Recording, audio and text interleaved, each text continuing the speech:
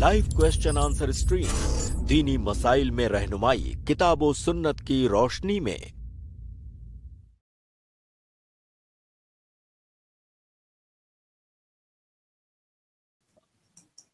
आप तमाम भाइयों और बहनों का इस्तकबाल है हमारी आज की इस लाइव स्ट्रीम में। और सबसे पहले तो मैं माजरत खा हूँ कि पिछले 2 दिन से हमारी स्ट्रीम नहीं हो पाई थी। शेख मोहतरम अवेलेबल नहीं थे, शेख सफ़र में थे। अल्हम्दुलिल्लाह आज की हमारी स्ट्रीम होगी इंशाल्लाह। और शेख मोहतरम फ़ज़ीलतुल डॉक्टर मोहम्मद नसीम मदनी हफ़िज़हुल्लाह हमारे साथ जुड़ेंगे और शेख मोहतरम आप लोगों के सवालात के जवाब देंगे। तो आइए बिला ताख़िर शेख मोहतरम को ऐड करते हैं, इस्तकबाल करते हैं और सवालात का सिलसिला शुरू करते हैं। अस्सलाम वालेकुम वरहमतुल्लाहि वबरकातुहू। शेख वालेकुम अस्सलाम वरहमतुल्लाहि वबरकातुहू। बहुत शुक्रिया शेख हमारे साथ ज्वाइन होने के लिए, अल्लाह आपको जज़ाक खैर दे। इजाज़त हो तो सवालात का सिलसिला शुरू करते हैं शेख। जी बिस्मिल्लाह। तो आज के सबसे पहले गेस्ट है हमजा इब्ने अरशद। मैं आपको ऐड कर रहा हूँ, आप अपना सवाल करें जल्दी से। अस्सलाम वालेकुम रहमतुल्लाह शेख। वालेकुम अस्सलाम वरहमतुल्लाहि वबरकातुहू। शेख मेरा एक पहला सवाल ये है कि अगर किसी इंसान ने जानबूझकर नमाज छोड़ी है, मसलन फजर की अगर छोड़ दी नमाज जानबूझकर, वो लेजीनेस की वजह से, फिर सुबह उठा नमाज का वक्त खत्म हो चुका था, अब वो क्या उस नमाज की कज़ा करेगा या नहीं? क्योंकि मैंने पढ़ा है कि शेख इब्न तैमिया वगैरह कहा करते थे कि नमाज जिस तरह वक्त के पहले नमाज पढ़ना जायज़ नहीं है, उस तरह वक्त के बाद अगर कोई नमाज जानबूझकर पढ़ रहा है तो उस नमाज कबूल नहीं होगी।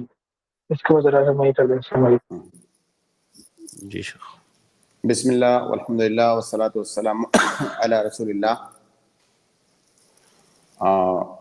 देखिए, नमाज की इतनी ज़्यादा अहमियत है वक्त पर नमाज पढ़ने की कि उस अहमियत के पेश नज़र कई सारे अहले इल्म का ये मानना है कि अगर किसी इंसान ने जानबूझ करके नमाज नहीं पढ़ा और वक्त निकल गया नमाज का, तो ऐसी सूरत में वो ज़िंदगी भर भी अगर उसकी क़ज़ा करता रहे तो वो नमाज अदा नहीं होगी, अगर उसका वक्त जानबूझ करके उसने निकाला है तो। और जैसे कि आपने कहा कि शेख इब्न उसैमीन वगैरह की राय है, तो शेख इब्न उसैमीन और दीगर कई सारे उलमा, गालिबन शेखुल इस्लाम इब्न तैमिया की भी यही राय है कि अगर किसी ने जानबूझ करके नमाज का वक्त निकाल दिया, नमाज नहीं पढ़ा, तो बाद में वो अगर नमाज पढ़ता है तो उसकी नमाज अदा नहीं होगी। उसी तरह से जिस तरह अगर कोई टाइम से पहले नमाज पढ़ ले तो उसकी नमाज सही नहीं होती है। और इसके लिए वो दलील क्या देते हैं? इसकी दलील वो देते हैं कि इन्ना सलाता कानत अलल मुमिनीना किताबम मौकूता, कि नमाज को अल्लाह रब्बुल आलमीन ने फ़र्ज किया है और ये महदूद औकात में फ़र्ज किया है। तो नमाज का एक वक्त होता है, अगर उस वक्त के पहले या उस वक्त के बाद वो इबादत की जाए तो वो इबादत अदा नहीं होगी, उसका एक ख़ास वक्त है। और इसमें कोई शक नहीं है कि ये दलील बहुत ठोस है, ये दलील बहुत ठोस है और इस दलील को आप ऐसे ही रद्द नहीं कर सकते। तो बहरहाल ये एक राय है, और अहले इल्म की जो राय है, जमहूर अहले इल्म की जो राय है वो ये है कि नमाज अगर आपकी छूट गई है, आपने छोड़ दिया है, जानबूझ करके भी उसका वक्त निकाल दिया है, तो आप उसकी कज़ा करोगे। जमहूर अहले इल्म की वजहत नज़र क्या है? वो ये है कि नमाज जो आपके ऊपर वाजिब हो चुकी है, वक्त दाखिल हुआ तो नमाज आपके ऊपर वाजिब हो गई, अब वो आपके ऊपर एक कर्ज की तरह से है। जब तक आप उसे अदा नहीं कर दोगे तब तक जिस तरह कर्ज अदा नहीं होता है उसी तरह से वो कर्ज है आपके ऊपर। तो इसलिए अगर उसका टाइम निकल भी गया है तो आपको नमाज पढ़नी है। ये और बात है कि आपने जो टाइम निकाल दिया है, टाइम निकाल करके आपने गुनाह का काम किया है, आप उससे तौबा भी करोगे प्लस आप उस नमाज की कज़ा भी करोगे। ये जमहूर अहले इल्म की राय है। तो बहरहाल मैं इसमें कोई हतमी राय देने के बजाय मेरी नसीहत और मेरा मशवरा ये होगा कि वो मसला जिसमें इस कदर इख्तिलाफ है और इतना संगीन मसला है कि मुमकिन है आपकी नमाज ही ना हो, अगर आप बाद में पढ़ रहे हैं तो आप उस मसले में दाखिल ही ना हो। और वैसे भी कई सारे अहले इल्म की राय है कि अगर कोई आदमी नमाज छोड़ देता है जानबूझ करके, उसका वक्त निकल गया, तो कई सारे अहले इल्म तो उसकी तकफीर करते हैं कि ऐसा इंसान काफिर हो जाता है। कई अहले इल्म की राय यह है कि एक दो नमाजों से नहीं बल्कि मुसलसल छोड़ने से काफिर हो जाता है।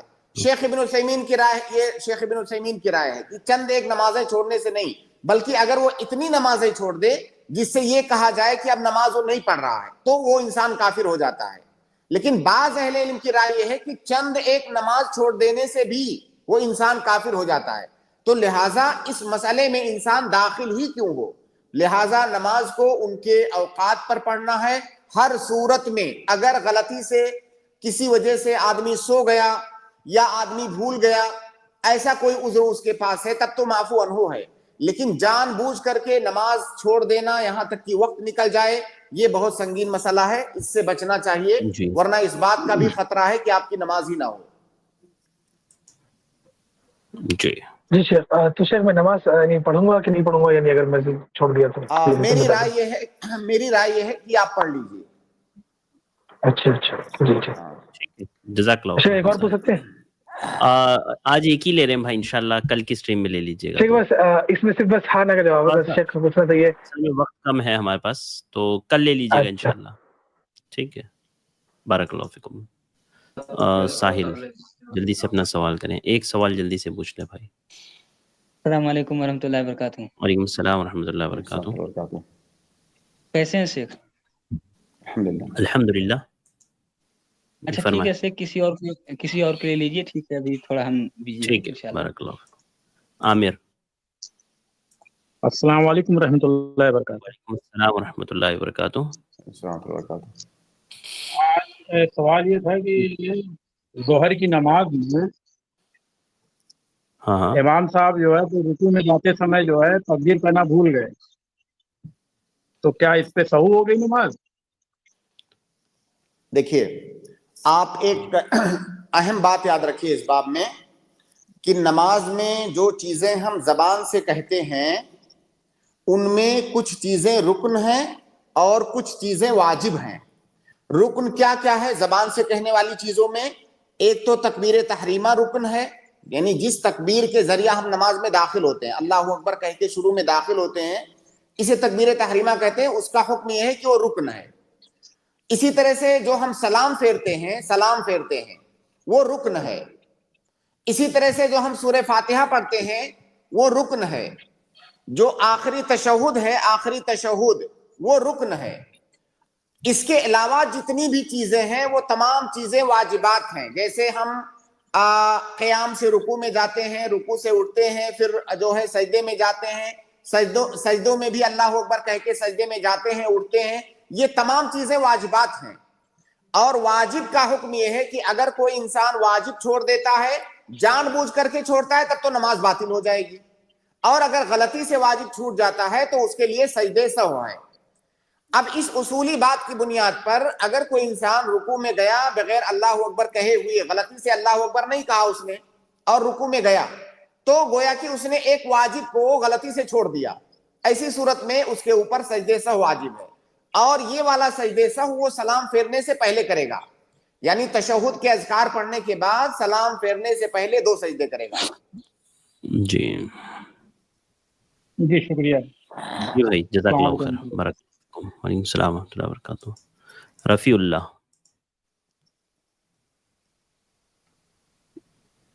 جی رفیع اللہ بھائی, السلام علیکم ورحمۃ اللہ وبرکاتہ. جلدی سے انمیوٹ کریں, اپنا سوال پوچھیں. السلام علیکم ورحمۃ اللہ وبرکاتہ. جی وعلیکم السلام ورحمۃ اللہ وبرکاتہ. شیخ, میں نے ابھی 2 ہفتے پہلے آپ سے سوال کیا تھا کہ فجر کی میں نماز پڑھا, پھر ایسا لگ رہا ہے کہ مجھے دبوچ وغیرہ, تو ابھی مجھے میں ابھی کچھ دن پہلے سے سوال کیا تھا کہ میں فجر کی نماز پڑھا. ابھی کا سوال کیجیے, ابھی کیا سوال کرنا ہے آپ کو؟ ہاں وہی سوال ہے کہ میں ابھی جمعہ کے دن فجر کی نماز پڑھا, پھر سو گیا, تو ایسا لگ رہا کہ مجھے دوبارہ کوئی دبوچ رہا. مسلسل 1-1.5 گھنٹہ میں نماز پڑھنے کے بعد ایسے مطلب میں 5 منٹ سویا, پھر اس کے بعد میں مجھے ایسا لگ رہا کوئی دبوچ رہا, پھر میرے آنکھیں کھلے, میں چھڑایا ہاتھ وغیرہ, پھر سو گیا. پھر ایسا مسلسل 1-1.5 گھنٹہ ہوا لگاتار. اور پہلے ایسا ہوتا تھا 1-2 بار ہوا, پھر میں مطلب ہاتھ چھڑایا پھر صحیح ہو جاتا تھا, لیکن اب کی جمعہ کے دن نہیں صحیح ہوا. اور پھر میں جب آخری بار میری آنکھ کھلی تو ایسا لگا کہ میرے بغل میں کوئی ایسا چھوٹا سا لڑکا سویا ہے, اور وہ اٹھ کے ایسا کھڑکی مطلب طرف سے جاتا ہوا مجھے نظر آیا.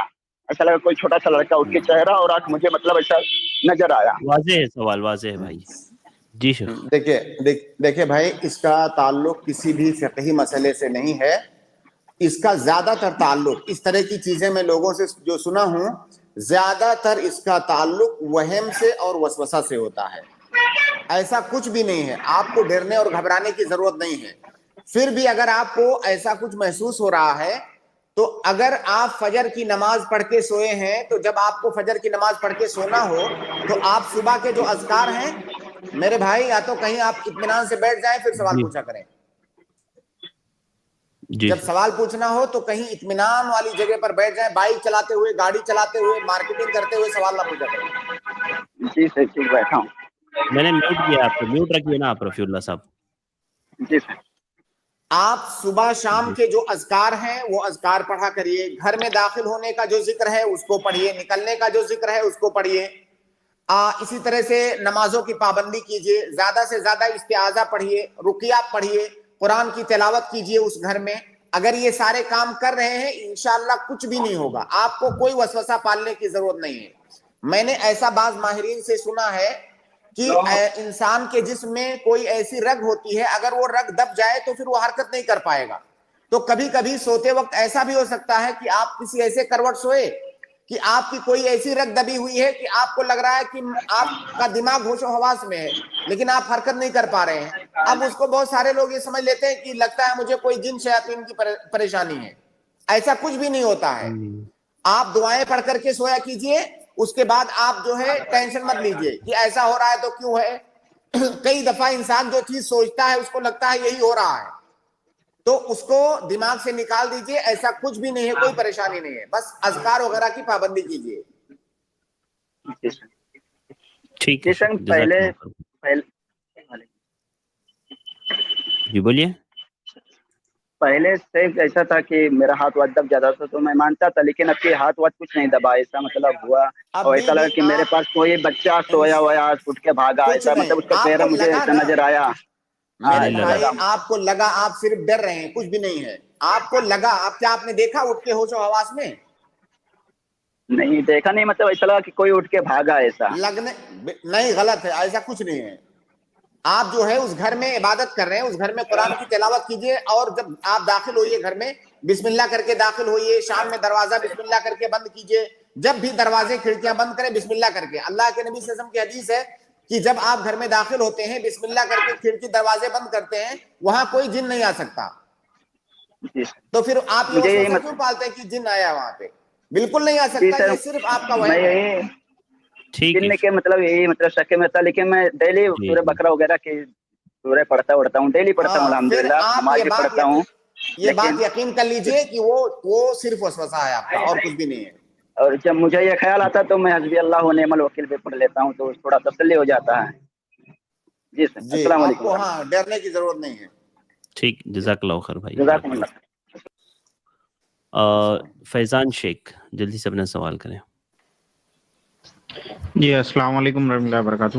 شیخ میرا سوال قربانی کے تعلق سے ہے, جیسا کہ ابھی بقرعید قریب ہے تو اس کے تعلق سے بھینس کی قربانی کیا جائز ہے, کیا ہے بھینس کے تعلق سے, کیونکہ اختلاف میں نے سنا زیادہ ہے. اختلاف اس میں بہت ہے, خاص طور سے ہندوستان میں بہت اختلاف ہے اس میں. لیکن صحیح بات یہ ہے, ادلہ کی روشنی میں جو بات سمجھ میں آتی ہے وہ یہ کہ بھینس کی قربانی ثابت نہیں ہے. گرچہ اختلاف موجود ہے لیکن بھینس کی قربانی ثابت نہیں ہے. یہ آپ یاد رکھیں, کسی بھی جانور قربانی یہ عبادت ہے, اور کوئی عبادت اسی وقت ثابت ہوگی جب اس کی دلیل ہوگی. بھینس کی قربانی کے لیے کوئی دلیل نہیں ہے قرآن میں, اور اللہ کے نبی صلی اللہ علیہ وسلم کی احادیث میں بہت ہی وضاحت کے ساتھ یہ بات بتا دی گئی ہے کہ قربانی یہ بہیمۃ الانعام جو جانور ہیں ان کے ذریعے سے قربانی ہوگی. اور بہیمۃ الانعام بھیڑ ہے, بکری ہے, گائے ہے اور اونٹ ہے, یہ 4 بہیمۃ الانعام ہیں. اب جو لوگ بھینس کی قربانی کی وکالت کرتے ہیں ان کی جو سب سے بڑی دلیل ہے وہ کہتے ہیں کہ بھینس یہ گائے کی ایک قسم ہے, بھینس یہ گائے کے جنس سے ہے, گائے کی ایک قسم ہے, بس اس کی شکل بدل گئی ہے. تو اگر وہ یہ بات ثابت کر لے جائیں کہ بھینس یہ گائے ہی کی قسم ہے, گائے ہی کی جنس سے ہے, تب تو یہ بات ثابت ہو جائے گی, کیونکہ بھائی گائے ہے اس کی بہت ساری قسمیں ہوتی ہیں. اگر بھینس گائے کی قسم ثابت ہو جائے تبھی جو ہے بھینس کی قربانی ثابت ہوگی, ورنہ بھینس کی قربانی ثابت نہیں ہوگی.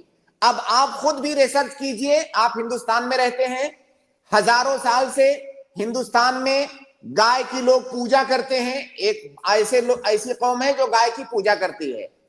آپ نے کبھی سنا کہیں پر کہ کسی غیر مسلم نے، کہیں کسی ہندو نے بھینس کی پوجا کی ہو؟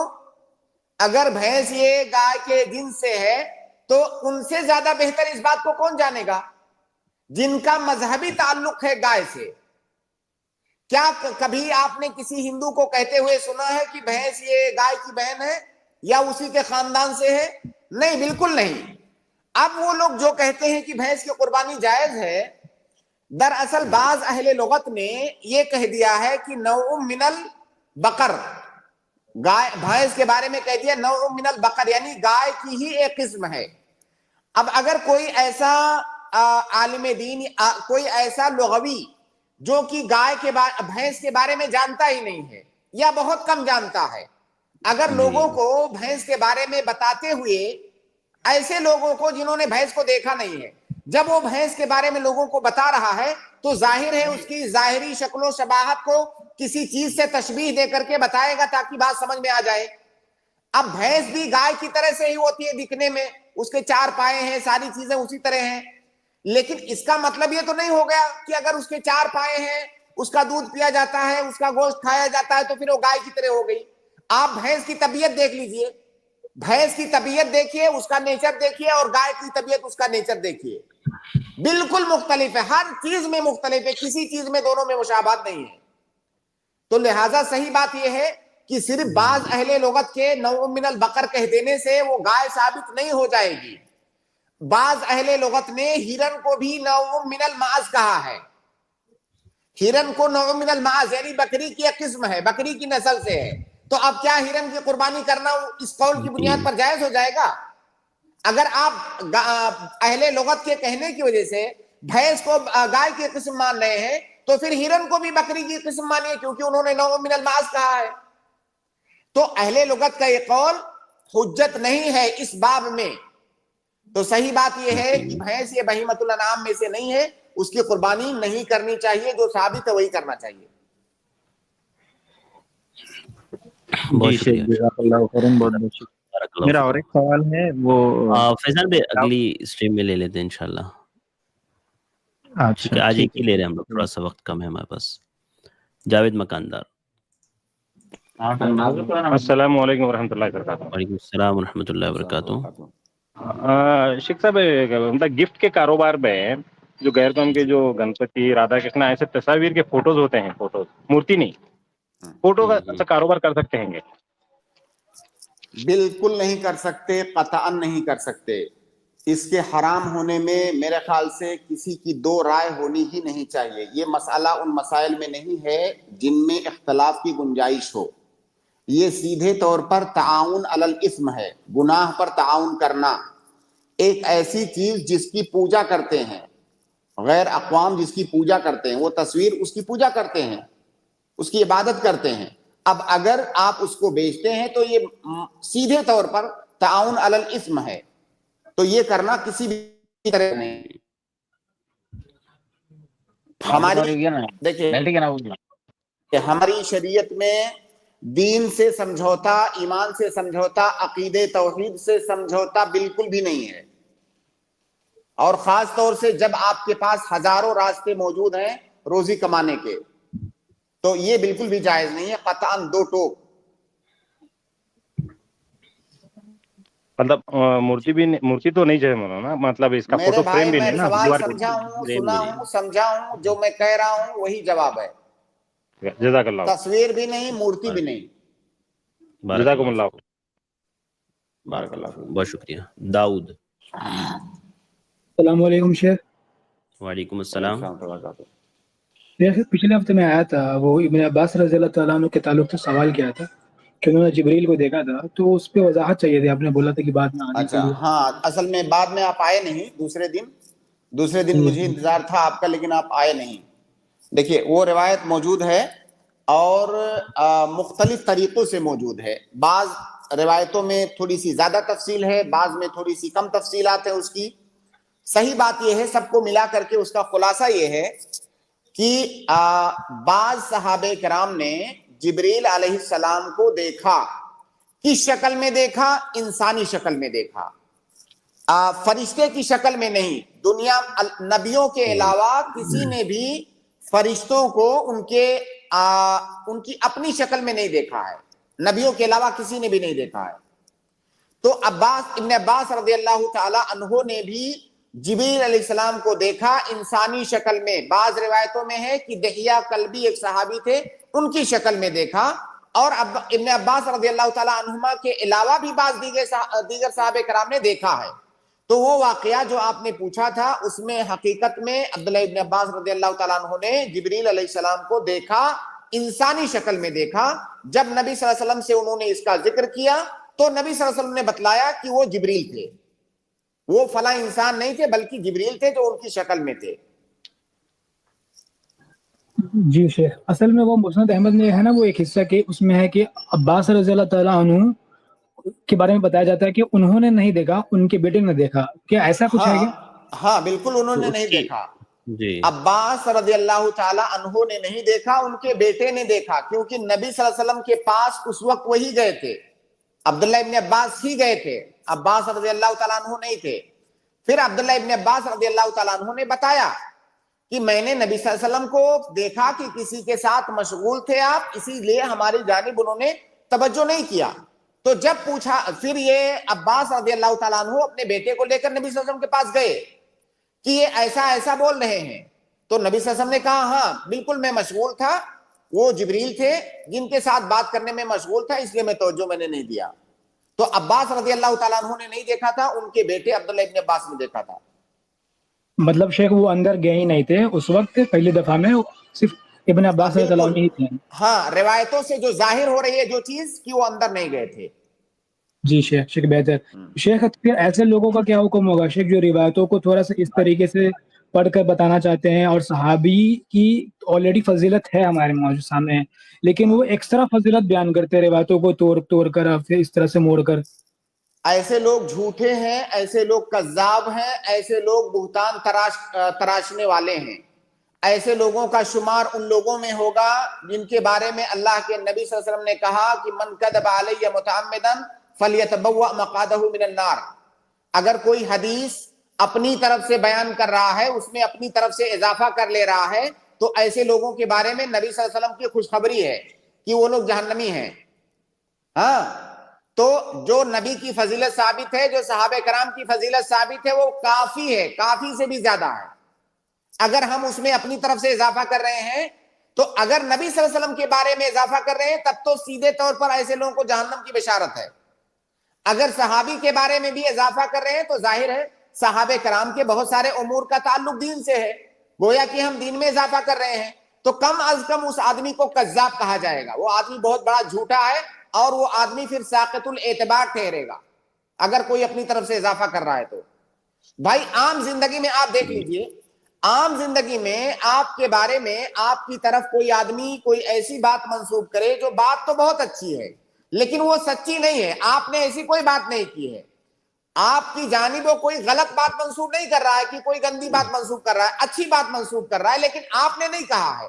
تو آپ بتائیے کیا ایسے آدمی کو آپ اچھا سمجھیں گے؟ آپ قطعاً نہیں پسند کریں گے کہ میری جانب کوئی ایسی خوبی منسوب کی جائے جو میرے اندر نہیں پائی جاتی ہے. ایسے آدمی کو جھوٹا سمجھا جائے گا. تو ایسا آدمی جھوٹا ہے، اور خاص طور سے صحابہ کرام کے جو معاملات ہیں ان کا تعلق تو دین سے جڑا ہوا ہے، تو گویا کہ وہ دین کے اندر اپنی طرف سے خورد برد کر رہا ہے.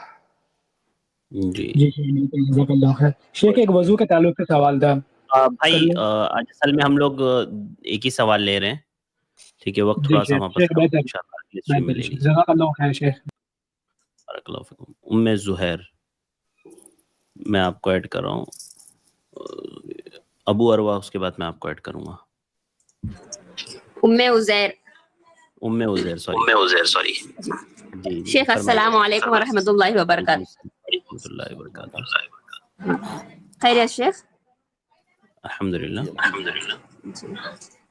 شیخ سوال یہ ہے کہ اگر کوئی منت مانگے کہ فلاں کام ہونے کے بعد ہم لوگوں کو کھانا کھلائیں گے، تو یہ تو منت مکمل پورا کرنا پڑے گا، लेकिन जो पहले से रमजान में सहरी खिलाते आए हैं 3-4 साल से, और जो मन्नत मांगे थे वही पैसा वही खाना ये सहरी में खिला दिए, तो क्या मन्नत पूरी हो जाएगी या नहीं? मैं ठीक से समझ नहीं पाया शेख, क्या कहना चाह रहे हैं? सवाल ये है शेख कि किसी ने नजर मानी थी कि फला काम होगा तो खिलाएंगे, खाना खिलाएंगे। अब सिस्टर का पूछना ये है कि रमजान में जैसे सहरी करवा चुके हैं ऑलरेडी, तो क्या उसको काउंट कर सकते हैं, उसको शुमार कर लें, या सहरी में खिला सकते हैं क्या? दोनों सवालात के जवाब दे दीजिए। अच्छा जी, पहला शिक ये है कि किसी ने नजर माना कि फला काम हो गया तो मैं फला को या कुछ लोगों को खाना खिलाऊंगा, ये उसने नजर माना जी। अब उसको नजर को पूरी करना उस वक्त वाजिब हो जाएगा जब उसका वो काम हो जाए। अगर उसका वो काम हो जाता है तो उस नजर को पूरी करना और खाना खिलाना ये वाजिब हो जाएगा। अगर वो काम नहीं होता है तो फिर उसे म्यूट रखें सिस्टर आप, मैंने म्यूट किया था आपको। जी शेख। अगर वो काम नहीं होता है तो फिर उसे वो नजर पूरी नहीं करनी है, अगर हो जाता है तो पूरा करना उसके ऊपर वाजिब हो जाता है।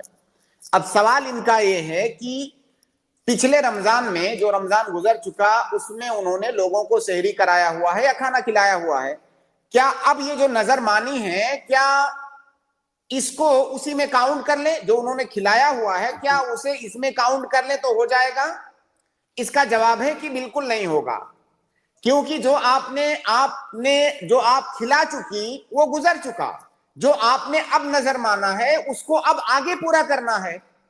उसकी मिसाल आप ऐसे समझे जैसे आपने किसी इंसान को कभी कोई चीज हदिया कर दिया, 1 साल के बाद उस इंसान से कर्ज लिया आपने, तो आप क्या कर्ज लेने के बाद उसे कह देंगे कि भाई मैंने 2 साल पहले तुमको एक गिफ्ट दिया था, अब इस कर्ज को उसी में शुमार कर लो? नहीं। या आपने मान लीजिए कल ईशा की नमाज पढ़ा था, आज जब ईशा का टाइम आए तो आप बोले भाई कल तो मैं ईशा की नमाज पढ़ चुकी हूं, चलो आज वाले में उसी को काउंट कर लेते हैं। जो आपने रमजान में खिला दिया वो चीज गुजर गई, अब जो आप नजर मान रही है उसको नजर पूरी होने पर उसको आपको दोबारा से अदा करना है। एक बात ये। दूसरा शिक ये है कि आपने नजर माना, मान लीजिए आपके सामने रमजान है, थोड़े दिनों के बाद आपने नजर माना कि अगर मेरा फला काम हो गया तो मैं इतने लोगों को खाना खिलाऊंगी। अब इत्तेफाक से आपका वो काम हो गया, थोड़े दिनों के बाद रमजान आया, अब उस रमजान में आपने कुछ लोगों को खाना खिला दिया, तो क्या ये माना जाएगा? बिल्कुल माना जाएगा, क्योंकि आपने ऐसा कुछ मुतय्यन नहीं किया है कि मैं रमजान में खिलाऊंगी या कब खिलाऊंगी, कैसे खिलाऊंगी, ऐसा कुछ तायीन आपने नहीं किया है। अब आप चाहे रमजान में खिला दें, सहरी में खिला दें, इफ्तारी में खिला दें, आप जब भी खिला दें तो फिर ये नजर आपकी पूरी हो जाएगी। लेकिन अगर आपने ये मुकर्रर कर दिया है, फिक्स कर दिया है, मुक़य्यद कर दिया है कि मैं रमजान के अलावा में खिलाऊंगी, तो फिर उसमें खिलाने से नहीं होगा। लेकिन अगर नजर मुतलक है तो फिर आप चाहे रमजान में खिला दें या कभी भी खिला दें, वो पूरी हो जाएगी। जी बहुत शुक्रिया शेख। अगर मतलब जैसे नजर मांगे थे और फिर सहरी में 3-4 साल से वो लगातार हर साल खिलाते हुए आए हैं, यानी हर साल वो खिलाने वाले हैं सहरी, तो क्या उसी सहरी में ये नजर भी मानी जाएगी, मिला देंगे? मेरी बहन आपने सुना ही नहीं, आप थोड़ा सा मोबाइल से अपना हाथ हटाइए और सुनिए गौर से। जो आप पहले खिला चुकी हैं और नजर अब मान नहीं है, तो जो आप पहले 2, 4, 6 साल खिला चुकी हैं उसका अब कोई एतबार नहीं, वो गया, मजा वो गुजर गया। अब अगर आज की तारीख में आप नजर मान रही हैं और आगे वो नजर पूरी हो रही है तो आपको नए सिरे से खिलाना है।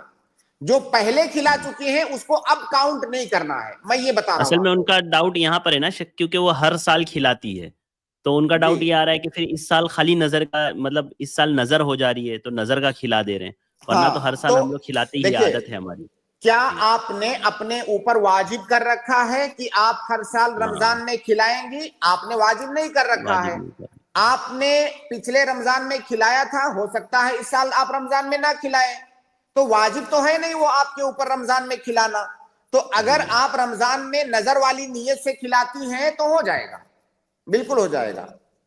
ठीक है शेख, उम्मीद है जवाब मिल गया होगा सिस्टर को। जल्दी से बताएं अनम्यूट करके सिस्टर, मिल गया आपको जवाब? बात समझ में आ गई? हाँ जी शेख, अल्हम्दुलिल्लाह। बारकल्लाह फीकुम। आफिया, जल्दी से अपना सवाल करें। जी अस्सलाम वालेकुम रहमतुल्लाहि व वालेकुम बरकातहू सलाम रहमतुल्लाहि व बरकातहू। जी सर, मेरा भी सवाल वही था, एक भाई ने पूछ लिया वो भैंस की कुर्बानी के मुतालिक। ठीक, तो हमारे यहाँ भी ज्यादातर भैंस की कुर्बानी होती है, यहाँ पे जवाब तो बैल जवाब मिल भैंस गया बैल। होगा ना आपको सिस्टम उसमें? जी सर। जी जी, जज़ाकल्लाहु खैर, जवाब मिल गया ना, बारकल्लाहु फिकुम, जज़ाकल्लाहु खैरन। इब्ने मुबीन, मैं आपको ऐड कर रहा हूँ, आप अपना सवाल करें। अस्सलाम वालेकुम रहमतुल्लाहि व बरकातहू। वालेकुम सलाम रहमतुल्लाहि व बरकातहू। शेख साहब, मेरा सवाल तो दूसरा था, लेकिन अभी एक बहन ने पूछा है कि मन्नत के ताल्लुक जी से, कि उसमें यह है कि नज़र पूरी हो जाएगी तो देना पड़ेगा, लेकिन हमने कहीं सुना है या पढ़ा है कि नहीं भी पूरी होगी फिर भी अदा करना पड़ेगा, ये कहाँ तक सही है? कहीं भी आपने अगर सुना है या पढ़ा है तो बिल्कुल गलत है वो। जब आपने मुअल्लक किया नजर को, मुअल्लक किया, इसको नजर मुअल्लक कहते हैं। नजर दो तरह का जी होता है, कई उसकी बहुत सारी तकसीमात हैं अलग अलग एतबार से। एक होता है नजर मुअल्लक, एक होता है नजर मुतलक। मुअल्लक का मतलब ये होता है कि अल्लाह ताला मेरा फला काम हो गया तो मैं सदका करूंगा, तो मैं खाना खिलाऊंगा, तो मैं ये काम करूंगा, तो मैं 2 रकात नमाज पढ़ूंगा। आपने मुअल्लक किया इसको किसी काम के होने या ना होने पर। तो जब अगर आपने मुअल्लक किया है तो जब तक वो काम नहीं हो जाता है तब तक आपके ऊपर नजर को पूरी करना वाजिब नहीं होगा। और एक किस्म होती है नजर की, आप कहें कि अल्लाह ताला मैं नजर मानता हूं कि कल मैं 2 रकात नफली नमाज पढ़ूंगा, बस आपने किसी चीज पर मुअल्लक नहीं किया, इसको नजर मुतलक कहते हैं। आपने किसी चीज पर मुअल्लक नहीं किया कि जब हो जाएगा तो करूंगा, आपने कहा मैं नजर मानता हूं कि कल मैं 2 रकात नमाज पढ़ूंगा नफली। अब यहां पर जाहिर है जब किसी चीज पर मुअल्लक आपने नहीं किया है तो आपको इंतजार करना ही नहीं है कि वो फला काम होगा या नहीं, क्योंकि कोई ऐसा काम है ही नहीं, तो फिर आपको वो काम करना है। लेकिन अगर आपने तालीक किया है, मुअल्लक किया है किसी काम के होने पर, तो जब तक वो काम नहीं होगा तब तक आपको नजर को पूरी करना है, वाजिब नहीं है। ठीक है, बहुत जी शुक्रिया, शेख, वाज़ेह जज़ाकल्लाहु है। खैर इब्ने क्या मुबीन भाई। असल सवाल कर लूं शेख? कल कर लीजिएगा मुबीन भाई, थोड़ा सा ओके वक्त ओके, हमारे पास शुक्रिया, कम है। जज़ाकल्लाह खैर। शाहरुख शेख, जल्दी से अपना सवाल करें। अस्सलामु अलैकुम वरहमतुल्लाहि वबरकातुहू। शेख वबरकातुहू। शेख आवाज़ आ रही है मेरी? हाँ अल्हम्दुलिल्लाह साफ आ रही है, बोलिए। शेख मेरा सवाल उसी दिन के ताल्लुक से था, एक तफसीली मामला जानना था शेख, शैतान के बारे में, कि शेख शैतान को इतना कुरान और सुन्नत में उसका जिक्र आता है या उसकी तफसीलात बयान की जाती है, तो उसे हम ज़िंदगी में मतलब क्या सीखे कि जैसे अल्लाह फरमा रहे शैतान हमारा खुला हुआ दुश्मन है, हमारे नमाज में भी उससे पनाह मांगा जाता है और बिस्मिल्लाह पढ़ के घर में दाखिल भी होना है, कपड़ा भी पहनना और खाना भी खाना, तो शेख इतना उसको क्यों इम्पोर्टेंस दी जाती है? तो इसकी कुछ रहनुमाई फरमाए शेख, जज़ाकुमुल्लाहु खैरन।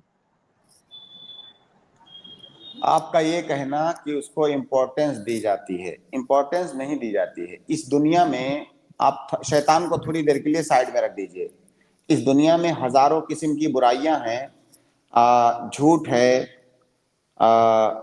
धोखा है, बहुत सारे हराम तरीके हैं माल कमाने के, शराब पीना है, जिना है, बहुत सारी बुराइयां हैं।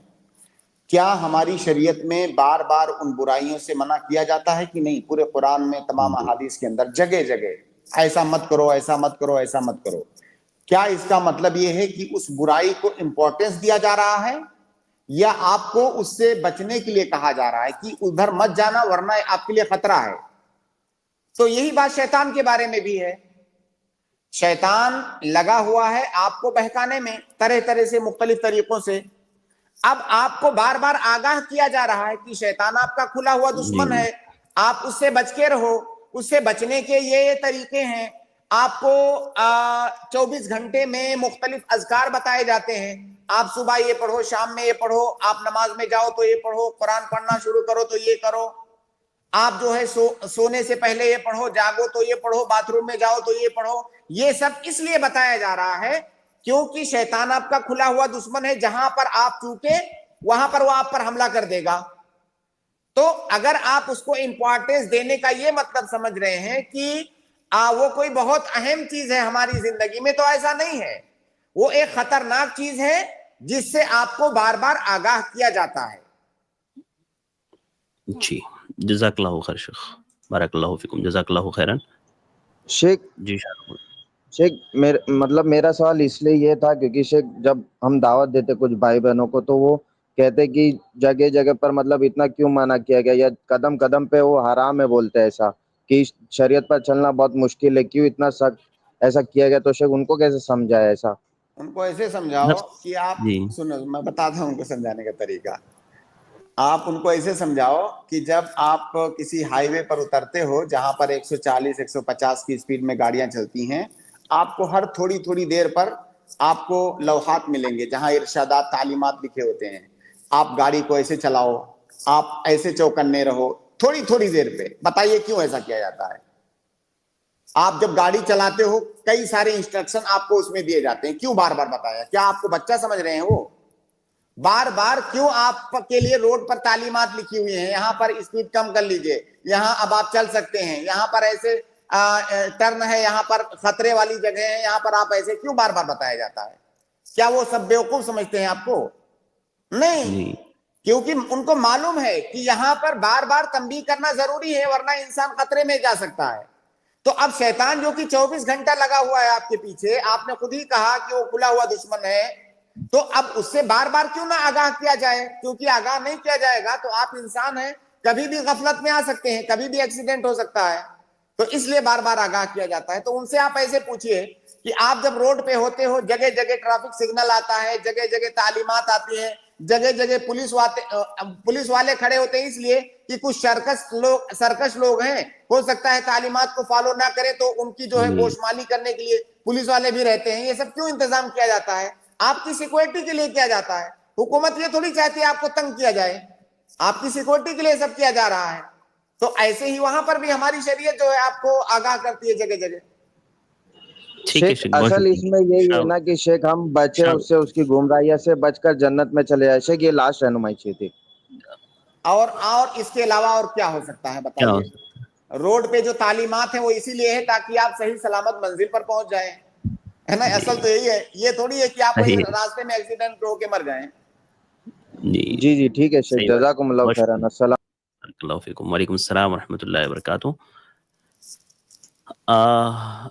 ایک گیسٹ لے لیں گے شیخ؟ جی لے لیجیے، وقت ہے جی۔ ہائی سید حارث، جلدی سے اپنا سوال پوچھیں سید حارث۔ السلام علیکم شیخ۔ وعلیکم السلام ورحمۃ اللہ وبرکاتہ۔ جیسے شیخ میں میڈیکل اسٹوڈنٹ ہوں اور ہمیں تو یہی پڑھایا جاتا ہے کہ جو بچے اور پیرنٹس میں ریزمبلنس ہوتی ہے، مطلب ایک دوسرے کی طرح دکھتے ہیں، وہ جینس کی وجہ سے ہوتا ہے۔ بٹ میں نے ابھی کوئی حدیث پڑھی، اس میں یہ تھا کہ جو ام سلمہ رضی اللہ عنہ کی حدیث تھی، اس میں وہ نبی نے ہمارے جو ویٹ ڈریم میں جو عورتوں کو نکلتا ہے اس فلوئڈ کو کہا کہ اس سے ریزمبلنس ہوتی ہے۔ تو یہ تو سائنس کے اس سے تھوڑا وہ ہو رہا تھا، تو آپ سمجھا دیتے ایک بار۔ سائنس میں کیا ہے، سائنس میں کیا ہے وہ میں نہیں جانتا، کیونکہ میں سائنس کا طالب علم نہیں ہوں، لیکن میں یہ ضرور جانتا ہوں کہ جو اللہ نے بتا دیا قرآن میں یا اپنے رسول کے تھرو احادیث کے اندر بتا دیا، وہ اپنی جگہ پر اٹل ہے۔ اگر آپ سائنس کے طالب علم ہیں تو آپ اچھی طرح جانتے ہوں گے، مجھ سے کہیں زیادہ آپ جانتے ہوں گے اس بات کو کہ ہر تھوڑے تھوڑے دن کے بعد سائنس کی رائے بدلتی رہتی ہے، لیکن کیا آپ نے دیکھا ہے شریعت کی رائے بدلتے ہوئے؟ زمین کبھی چپٹی ہے، کبھی گول ہے، کبھی زمین گردش کر رہی ہے، کبھی جو ہے سورج گردش کر رہا ہے، کیا رائے بدل رہی ہے کہ نہیں سائنس کی؟ آخر میں آ کر کے سائنس وہیں پر ٹکتا ہے جہاں ہماری شریعت ہے۔ تو اگر سائنس کی کوئی رائے شریعت کے مطابق ہے تو ہم بالکل مانیں گے، اور یہ مانیں گے کہ انسان کی تحقیق یہاں تک پہنچ گئی، الحمدللہ۔ اور اگر سائنس کی کوئی رائے شریعت کے خلاف ہے، ہم اس کو بالکل ریجیکٹ کرتے ہیں۔ ہو سکتا ہے سائنس کی وہ رائے تھوڑے دنوں میں بدل جائے، جیسا کہ ہزاروں رائے سائنس کی بدلتی ہے۔ کیا آپ نے سائنس کی رائے بدلتے ہوئے دیکھا ہے کہ نہیں؟ آپ تو بہت بہتر جانتے ہوں گے اگر آپ سائنس کے اسٹوڈنٹ ہیں۔ جی سید جی شیخ دیکھی تو ہے میں نے، ویسے بدلتی رہتی ہے، دیکھیے۔ جی جی جی ٹھیک ہے حارث بھائی، شیخ شاید نیٹ ورک کی وجہ سے ریموو ہو گئے ہیں۔ ٹھیک ہے، بہت شکریہ، بارک اللہ، جزاک اللہ خیر۔ بارک اللہ۔ آپ تمام بھائیوں اور بہنوں کا شکریہ۔ اصل میں شیخ محترم تھوڑا سا آج مصروف ہے، تو آج ہماری بات یہی ہوئی تھی کہ اسٹریم جلدی ختم ہوگی. تو معذرت کے ساتھ میں آپ تمام بھائیوں اور بہنوں سے معذرت خواہ ہوں. آپ لوگ بہت دیر سے ویٹ کر رہے تھے. انشاءاللہ کل کی اسٹریم میں کوشش کروں گا کہ آپ لوگوں کے سوالات کے جوابات دے دیے جائیں. اور کل انشاءاللہ میں کوشش کروں گا کہ آپ لوگوں کو جوائن کر کے پورا ٹائم انشاءاللہ ہم آپ کے ساتھ رہیں گے 2 دن اور آپ لوگوں کے سوالات کے جوابات دیں گے. تو آج کے لیے بس اتنا ہی. مجھے دیجیے اجازت, انشاءاللہ پھر ملاقات ہوگی. السلام علیکم ورحمۃ اللہ وبرکاتہ. السلام علیکم ورحمۃ اللہ وبرکاتہ. آئی پلس ٹی وی پر الحمدللہ 140 سے زیادہ علماء اکرام کے پروگرامز, 16,000 سے زیادہ دینی ویڈیوز, ہر ہفتے 35 سے زیادہ علمی اور دعوتی لائیو سٹریمز, اردو, انگلش اور بنگلہ زبانوں میں کام. I plus T V mobile app, smart T V app اور آئی پلس ریڈیو پر 24 گھنٹے لائیو پروگرامز, 40 سے زیادہ سوشل میڈیا ایپس پر daily video upload, 13 YouTube channels. الحمدللہ تجربے کار علم والے علماء, اسلام کی صحیح تعلیمات لوگوں تک پہنچانا اور دین کی دفاع. اس کام کو آپ کو ضرور سپورٹ کرنا چاہیے. جزاک اللہ خیر. والسلام علیکم ورحمۃ اللہ.